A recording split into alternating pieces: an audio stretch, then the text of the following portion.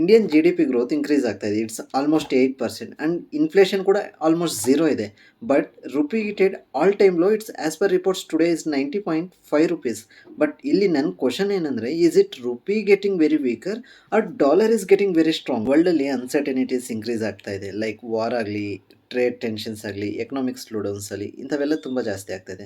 ಇವಾಗ ನಿಮ್ಮಂಥ ಎಲ್ಲ ಇನ್ವೆಸ್ಟರ್ಸ್ ಏನು ಮಾಡ್ತೀವಿ, ನಮ್ಮ ಅಮೌಂಟ್ನ ಸೇಫಾಗಿ ಇಟ್ಕೊಳ್ಳೋಕ್ಕೆ ಸೇಫರ್ ಆ್ಯಂಡ್ ಸ್ಟ್ರಾಂಗರ್ ಕರೆನ್ಸೀಸಲ್ಲಿ ಇನ್ವೆಸ್ಟ್ ಮಾಡ್ತೀವಿ. ಅದ್ಯಾವುದು? Dollar. If dollar get stronger, other currencies will automatically fall. Like India, Russia, China, everything will fall.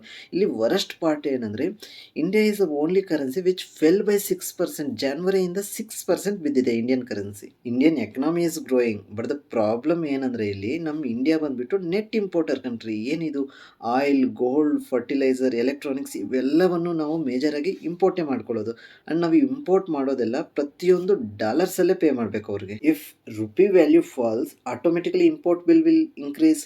And meanwhile here, exporters will be very happy, like textile and IT sector. Here IT sector will sell their projects and they will get paid in dollars. In meanwhile, same time, gold and silver prices ಗಗನಕ್ಕೆ ಏರ್ಬಿಟ್ಟಿದೆ.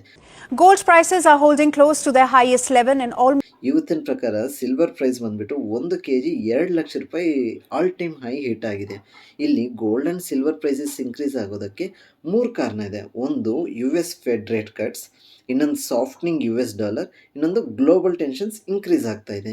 ಇಂಥ uncertainty ಟೈಮ್ಸಲ್ಲಿ ನಾನಾಗಲಿ ನೀವಾಗಲಿ ಏನು ಮಾಡ್ತೀವಿ, ಮನಿ ಎತ್ಕೊಂಡು ಹೋಗ್ಬಿಟ್ಟು safer ಅಸೆಟ್ಸಲ್ಲಿ invest ಮಾಡ್ತೀವಿ. ಅದ್ಯಾವುದು? Gold and silver.